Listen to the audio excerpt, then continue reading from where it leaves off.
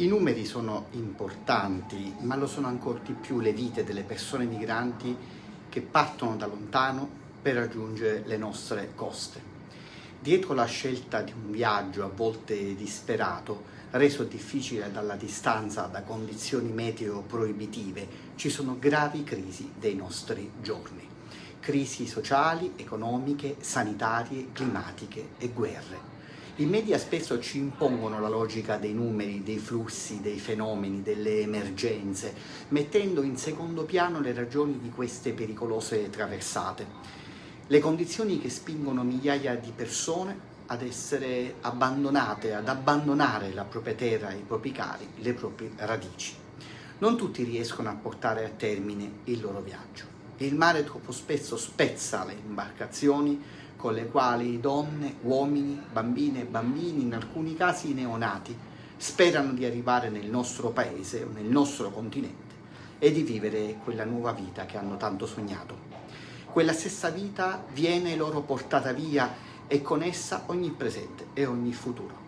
Non parliamo di numeri ma di vite, lo ripeto, di persone fatte di cuore, di sogni, di persone come noi, per le quali essere nati in un posto del nostro pianeta dove ci sono carestie, conflitti, malattie, pregiudizi, violenze, non può e non deve rappresentare una colpa. Aiutiamole a credere che avere un domani in cui la propria dignità umana sia rispettata, riconosciuta, tutelata è possibile.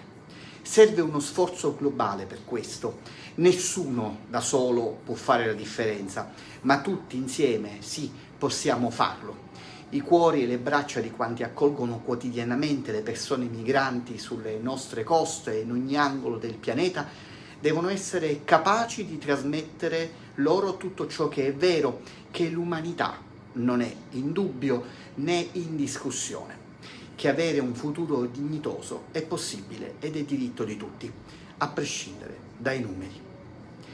Le operatrici e gli operatori, le volontarie e i volontari della Croce Rossa italiana nei porti e nei centri in cui prestano servizio fanno questo.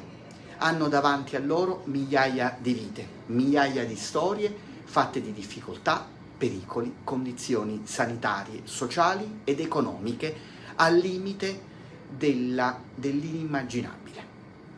Non ci sono numeri, ma solo donne, uomini, bambini da aiutare, davanti ai quali un sorriso e l'amore di un gesto fanno la differenza nel tenere viva la speranza che l'oggi sarà migliore di ieri, senza pericoli, senza sofferenza, con la dignità che ciascuno di loro deve vedere rispettata.